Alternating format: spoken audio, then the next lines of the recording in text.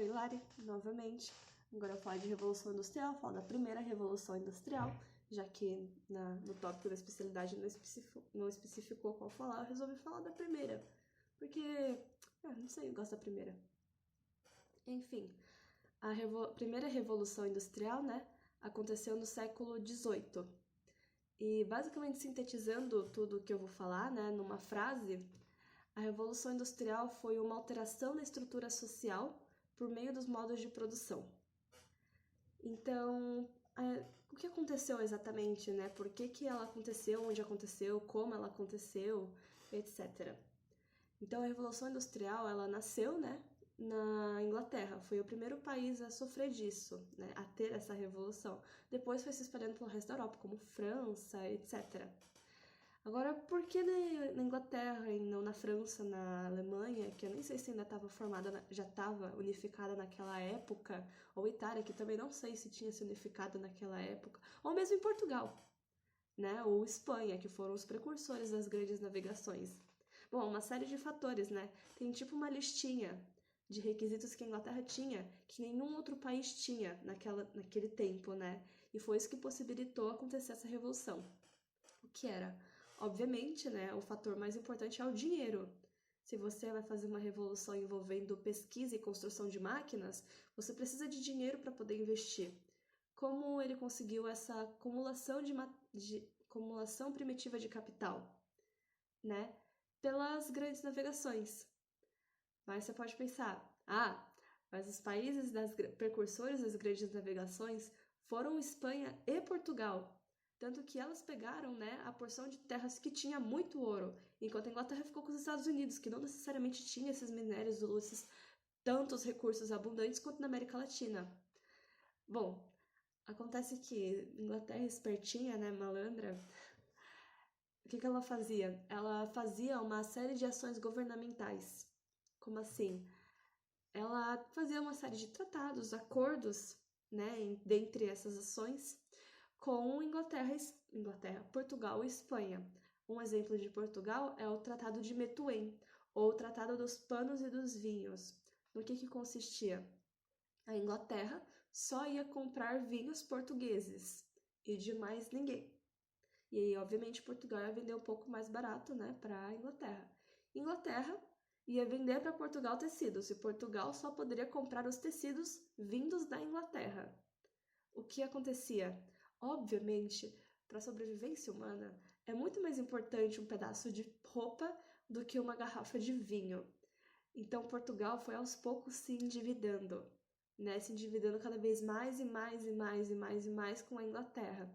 E como é que ele conseguia pagar essa dívida? Com o dinheiro vindo do Brasil, com a riqueza brasileira. Então, eles utilizavam tudo que eles conseguiam extrair da colônia, pagando para a Inglaterra. A Inglaterra fez a mesma coisa com outros países europeus, né? Então, ela foi acumulando esse capital, não necessariamente da própria colônia, mas tanto que ela nem cobrava tantos tributos das 13 colônias, né, originais. Foi mais pro final, quando ela entrou em guerra com a França, que ela começou a cobrar mais ainda. Mas nesse período, não muito. Não muito, era só uma colonização de povoamento. Outra coisa que a Inglaterra fez, né, foi literalmente roubar, conhecidos como corsários. Eram basicamente piratas, só que autorizados pela rainha. Então eles abordavam navios franceses, holandeses, portugueses, espanhóis no meio do mar, trazendo ouro ou qualquer outro tipo de minério ou matéria-prima, e saqueavam os navios e levavam tudo para Inglaterra, e estava ok, porque era autorizado pela rainha. Assim eles conseguiram acumular muita riqueza, por causa do mercantilismo, blá blá blá, toda essa coisa. Também lá existia grupos de empreendedores que estavam dispostos a investir nessa pesquisa e nessa construção de máquinas, coisas que não necessariamente tinha nos outros países. Ações governamentais, né, obviamente, a favor da indústria de lã, não só nesses tratados, nesses saques, mas também, né, favorecendo as pessoas que produziam esse tipo de produto. Também houve um desenvolvimento de infraestrutura, ou seja, elas conseguiram de fato construir esse maquinário. tinha muita oferta de mão de obra barata, porque a maior parte da população inglesa da época era agrícola e morava na área rural. E não necessariamente na área rural eles tinham as melhores condições de vida, já que lá é frio e todas essas coisas. Eles tinham também recursos naturais abundantes, não necessariamente no próprio território, mas também no próprio território, né, como por exemplo as minas de carvão, que são um grande marco na Inglaterra, né? É de lá onde eles conseguem, por exemplo, o sistema de aquecimento que eles têm. E os outros recursos, né, como madeira, essas coisas, eles também importavam bastante da colônia deles, né, das 13 colônias, pelo Pacto Colonial. E também eles tinham ampliação de mercados consumidores, ou seja, além deles terem o próprio mercado inglês que começava a crescer, eles também tinham mercados coloniais, não só das colônias deles, mas também do resto das colônias, né? Porque os outros países não eram industrializados. Então, de onde é que eles iam comprar esses produtos se não da Inglaterra? Tanto que também os países europeus começaram a ficar dependentes da Inglaterra nesse quesito. Eles ofereciam matéria-prima, e a Inglaterra devolvia com produtos industrializados com a mais alta tecnologia da época. Bom, essas basicamente foram as características que a Inglaterra teve, né, para conseguir essa coisa que eles conseguiram, né, com a Revolução Industrial. Agora, teve um país que tentou fazer o papel da Inglaterra, né, e foi durante o governo de Napoleão Bonaparte, que foi o bloqueio continental. O que aconteceu nesse evento? Inglaterra, né, tava lá no auge, não lembro se da primeira ou da segunda revolução, em uma das duas estava acontecendo. E Napoleão falou assim, né, como um grande inimigo que ele tinha era a Inglaterra, falou assim: ninguém mais comercializa com a Inglaterra. Todo mundo vai parar de comprar produto industrializado inglês e vai só conseguir comprar produto industrializado francês. Senão eu vou invadir seu país com as minhas tropas. E bom, a maior parte dos países obedeceu, a única que não obedeceu foi Portugal, tanto que teve toda aquela fuga do rei, a vinda da corte para o Brasil, mas enfim. A França tentou, né? Por um tempo ela conseguiu, né? Ela fez grandes investimentos no setor industrial, né? Fabril dela.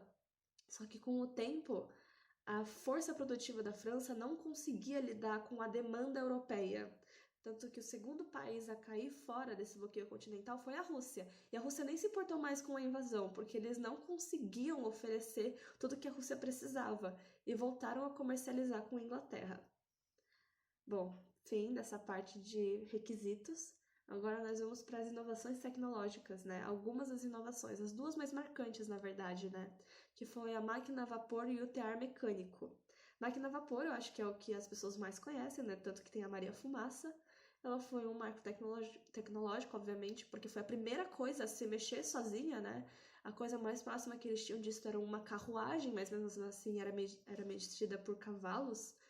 Mesmo ela sendo lenta, né?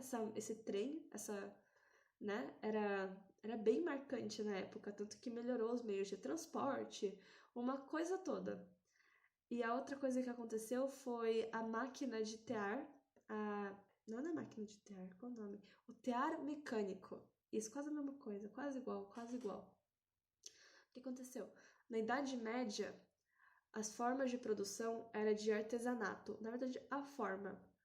O próprio artesão é dono do próprio meio de produção e do próprio produto final.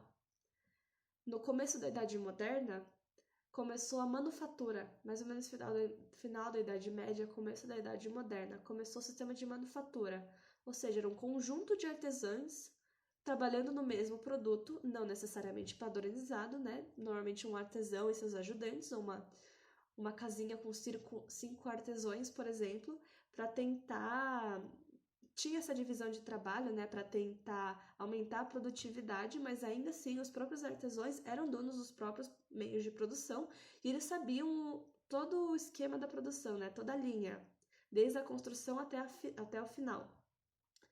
E no final da Idade Moderna aconteceu a Revolução Industrial e fomos para os meios de produção industriais, né, onde o artesão, né, que já não existe mais, ele virou operário, não é mais dono dos meios de produção e acontece essa alienação. Ou seja, o operário não sabe o que ele está fazendo. Ele não sabe qual é o produto final do que ele está fazendo. Então sempre há essa coisa, sabe? Aquele negócio de cavalo que eles colocam para o cavalo se concentrar na frente, não se distrair ou se assustar. Era basicamente isso que eles faziam com os trabalhadores. E também a definição de tempo foi diferente. Se antes o tempo ele era calculado, cronometrado, por tanto de horas que o trabalhador conseguia suportar trabalhar, agora o tempo é calculado pela energia motriz da máquina. Ou seja, não é o quanto o trabalhador consegue suportar, é quanto a máquina consegue produzir. Tanto que uma das características desse tempo, das relações de trabalho, né, que também mudaram, vou falar disso agora, né? Falando isso, mudança de tópico. Relações de trabalho e relações sociais, a mudança nelas. O que aconteceu nas relações de trabalho? Como eu estava falando, né? Agora é a máquina que mede o tempo e não o operário. Isso fazia com que acontecesse? Qual fenômeno? Jornadas exaustivas de trabalho. Não era incomum uma pessoa trabalhar 15 horas por dia. Agora, imagine assim, você trabalha 15 horas por dia no total. Imagina que você tira uns 15 no máximo, estourando meia hora para almoço. Ok, então já são 15 horas e meia. Agora, normalmente os operários não necessariamente moravam perto da fábrica, sabe? Era um caminho longo. Então, vamos dizer que o operário levava em torno de 1h30, 2 horas, para arredondar, né? Ficar mais fácil na matemática para mim.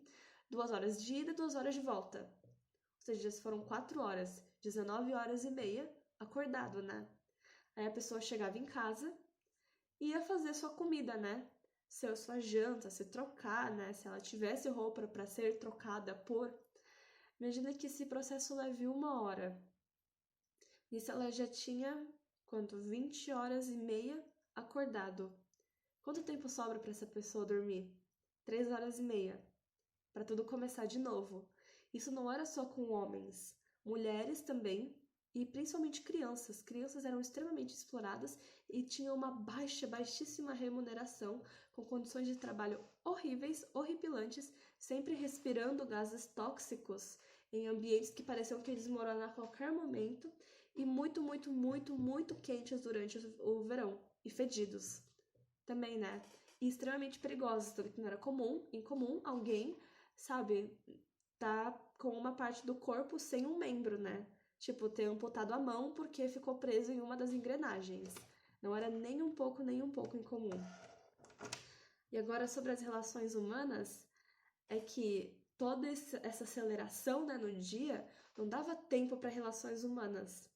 Né? Tipo, você pensa, mas tem família. Normalmente, a maior parte desses trabalhadores iam para cidades por si próprios, normalmente os homens, né? Iam para cidades por si próprios e deixavam a família no campo, para que, quando eles conseguissem economizar dinheiro suficiente para trazer a família, eles começassem essa dinâmica mais social.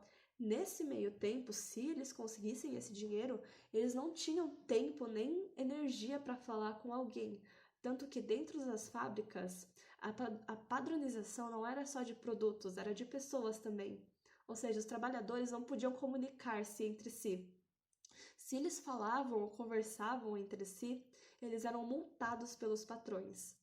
Né? Se eles cometiam algum deslize, algum erro, ou ocorresse algum acidente, eles eram multados pelos patrões ou eles podiam ser demitidos porque o patrão está de mau humor.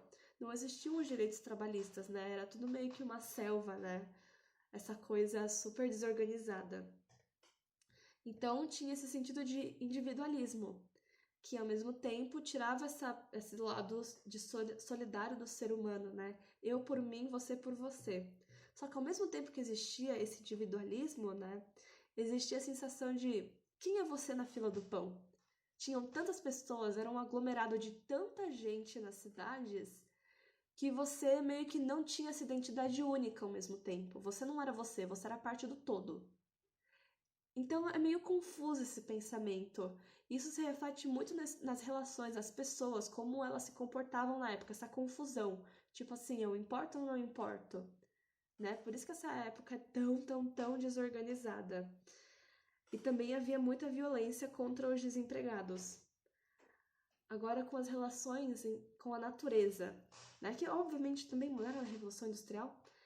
Bom, logicamente, eles precisavam de mais matéria-prima, tanto para construir as coisas quanto para transportar as coisas. Nisso eles começaram a tirar cada vez mais e mais e mais e mais e mais da natureza, além da urbanização acelerada e desorganizada, que de novo tirava mais e mais e mais da natureza. O que também acontecia era a emissão de muitos gases, alguns deles tóxicos, né? Tanto que meio que parecia que sempre tinha essa nuvem preta pela Inglaterra, né? Além dela ser uma cidade nublada, ela sempre estava com o céu cinza, cinza, cinza, cinza, cinza. Tá até hoje, né? Só que esse cinza já é natural porque é uma cidade com bastante neblina, só que antes era o cinza de poluição mesmo, né? As casas eram muito estreitas, bem juntinhas, e não existia na época abastecimento de água, nem recolhimento de lixo. Ou seja, os esgotos, eles literalmente corriam pelas ruas. Não era incomum alguma mulher, né, ir pegar e jogar o xixi na rua, desde a janela de casa. Então as pessoas não andavam muito perto, né, das casas, porque a qualquer momento alguém podia, sabe, derramar um balde de xixi na sua cabeça, que eles fizeram durante a noite. Então as cidades sempre cheiravam muito mal, muito mal. Tanto que tinham várias doenças e as pessoas inglesas não tomavam banho. Eles acreditavam que banho dava doença, né? Sendo que era o contrário, eles não tinham esse costume. Raras pessoas tomavam banho, no máximo um banho na vida inteira, ou dois, assim, sendo muito fora da caixinha. Bom, basicamente uma explicação sobre a primeira revolução terminou. Agora é uma curiosidade, né?